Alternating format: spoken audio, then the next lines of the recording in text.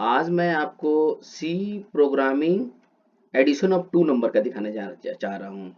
जैसे कि स्क्रीन पे आप देख रहे हैं, मैं आपको जैसे पता है कि आपको आपका स्वागत है कुणाल सर ब्लॉग में। और मैं आपको एक कोड ये जो दो लाइन में दिया कमेंट कर रहा हूँ। कमेंट क्या कर एक हेडिंग दे देता हूँ। कमेंट मतलब ये कंपाइल नहीं होगा, ये कमेंट हो गया मतलब ये डमी हो गया, बस खाली इन्फॉर्मेशन आपको दिखेगा क्या है। मैं देता हूँ एडिशन ऑफ टू नंबर। ठीक है। ठीक। अब आपको ऐसा पता होना चाहिए कि पहले हम लोग हेडर फाइल लिखते हैं। हैश इंक्लूड क्या होता है,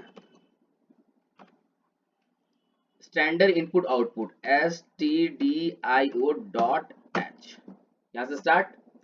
अब प्रोग्रामिंग का एंट्री होगा कहाँ से, यहाँ से इंट मेन, यहाँ से प्रोग्रामिंग आपका स्टार्ट।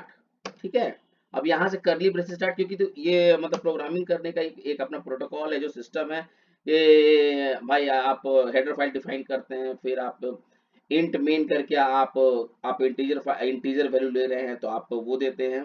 यहाँ से आपका प्रोग्रामिंग स्टार्ट हो रहा है। और इसके बाद हमारा काम क्या है कि मैं एडिशन ऑफ नंबर में किस किस वेरिएबल को यूज करने वाला हूँ उसको भी डिफाइन कर देना होता है। इंट मैं किसको किसको ले रहा हूँ, ए बी और एक हमारा क्या है, सम।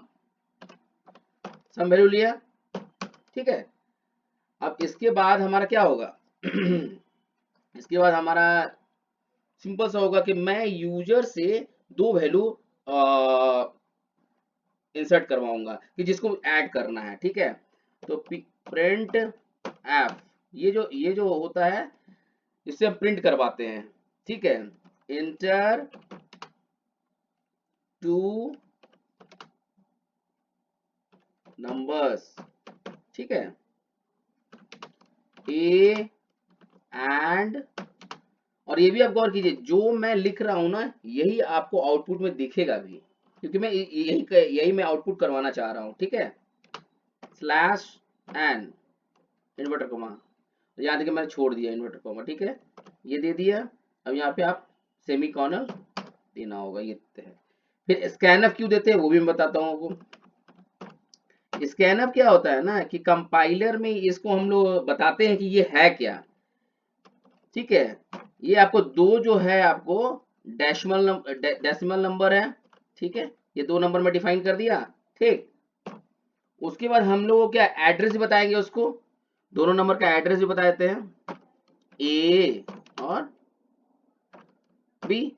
कंप्लीट हो गया आपका। फिर इसको भी आप सेमीकोलन से क्लोज। ये मतलब जो तरीका है ये लिखने का कोडिंग का कि आप दो नंबर ले रहे हैं तो आप दो नंबर का वैल्यू देते हैं और उस दो नंबर कंपाइलर को बताते हैं ये डेसिमल नंबर है, और उसका एड्रेस भी आप बता देते हैं आपको। एम्परसेंड ए और एम्परसेंड बी एड्रेस को डिफाइन करता है। ठीक है। उसके बाद आप क्या करते हो, लॉजिक क्या होगा आपका, क्या करिएगा आप, मैंने आपको ये तो पता ही है आपको दो नंबर ऐड होगा, जैसे ए बी और सम। इंट में मैंने ए और बी दिखाया है और सम लिखा है, तो क्या होगा ए प्लस बी, और इसको कहीं स्टोर कराएंगे। तो सिंपल से इसका लॉजिक क्या है, सम इक्वल टू क्या होगा, ए प्लस प्लस बी। ठीक है। सेमी कॉलन, खत्म। अब हमारा काम क्या है कि ये जो सम का वैल्यू है, जो ए बी, जो हम यूजर से ए बी जो वैल्यू मांगे वो इंसर्ट किया, वो ए बी वैल्यू सम के पास यहाँ पे आता है, sum equal to A B. यहाँ पे ए की जगह पे वो वैल्यू आएगा और बी की जगह पे आएगा। अब वो जो ऐड करेगा प्लस ऑपरेटर, ये जो जो आप देख रहे हैं ना ये प्लस ऑपरेटर है, प्लस ऑपरेटर के हेल्प से वो ऐड कर देगा और फिर हम लोग प्रिंट करा लेंगे सम को। ठीक है। हम लोग प्रिंट करा लेंगे। तो यहाँ पे मैं गलती करते जा रहा हूँ, प्रिंट एफ। ठीक है। यहाँ भी प्रिंट एफ। ठीक है। हो गया, इसलिए वहां पे वो व्हाइट व्हाइट दिखा रहा था, मैं गलती लिखते आ रहा था। सॉरी इसके लिए, क्योंकि कभी कभी क्या होता है कि आदमी जब बताता रहता है ना तो कंसंट्रेशन थोड़ा सा हट जाता है। ठीक है। अब ये लिखूंगा मैं क्या यहाँ पर, सम ऑफ, सिंपल मैं लिख सकता हूँ जो भी लिखूंगा वही, सम ऑफ टू नंबर इज क्या होगा, जो सम ऑफ टू नंबर क्या होगा, वो भी डेसिमल नंबर ही आएगा ना आपके पास, तो आप उसको ही बता दीजिए, ये डेसिमल नंबर हमको आएगा, और वो होगा क्या, वो आपको होगा सम, सम आपने दे दिया, ठीक है, यहाँ पे आपने सेमीकोलन दिया। अब रिटर्न जो एग्जीक्यूट कराएगा और वहां पे स्टॉप हो जाएगा, रिटर्न 0 देख, कर दिया मैंने इतना। यहाँ पे आपको पता है कि ये क्या है आपका, hash include header file, int main, यहाँ से इंट स्टार्ट है आपका प्रोग्रामिंग का, फिर करली ब्रेसेस स्टार्ट इंट। अब इंट जो हमने ए बी या सम लिया है क्या है, ये आपका इंट मेन, इंट क्या है हमारा, इंट मेन के बाद हमने जो स्टार्ट किया वो है, ठीक है। अब यहाँ से इंटरवल स्टार्ट हो गया और मैंने इंट ए बी और सम वेरिएबल डिफाइन कर दिया, और यूजर से दो वैल्यू ए बी मांग रहा हूँ कि दो नंबर इंसर्ट कीजिए, और वो दो नंबर डेसिमल नंबर है, और उसका एड्रेस मैंने ए और बी बता दिया, ठीक है। और यहाँ सम में ए प्लस बी करके प्रिंट करा दिया अपना सम को। अब देखते हैं ये रन कर रहा है कि नहीं, ठीक है। देखिए यहाँ पे एक एरर शो कर दिया है, इसका मतलब कहीं ना कहीं एरर हुआ है, ठीक है, शायद केस सेंसिटिव था, जो मैं कैपिटल आर लिख दिया था, ठीक है। ये भी आप जानिए कि HTML केस सेंसिटिव नहीं होता है, और सी प्रोग्रामिंग में केस सेंसिटिव होता है, तो मैं कैपिटल लिखा तो नहीं लिया, तो ठीक है। मैं यहाँ लिखता हूँ 88 पहली नंबर, देखिए नीचे आ रही है नंबर, आउटपुट दिखा रहा है, क्योंकि ऑनलाइन कंपाइलर है इसलिए थोड़ा सा आपको इस तरह दिख रहा होगा। और फिर मैं लिखता हूँ 99, दोनों को जोड़ लीजिएगा, 8899, आउटपुट क्या आना चाहिए, बोलिए, 187 आना चाहिए होपफुली, ठीक, इंटर किया, आया 187, देखिए।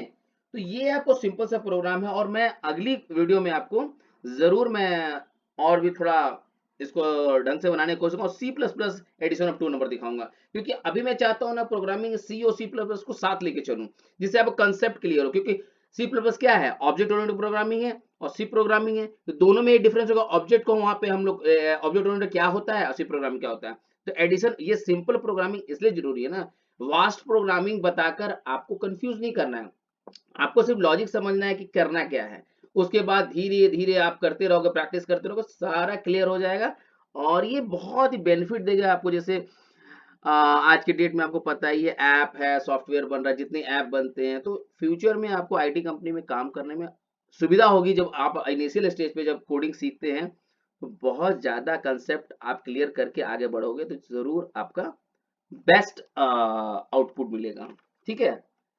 चलिए कुणाल सर ब्लॉग में बाय, और आशा करता हूँ कि आपको ये कोडिंग कुछ हद तक आपको कुछ समझ में आया होगा कि कैसे काम करता है, क्या लॉजिक है, कैसे वर्क करता है, और भी क्लियर होता रहेगा। Bye bye. Kunal sir blog को like, subscribe, comment and share कीजिए, आशा करते हैं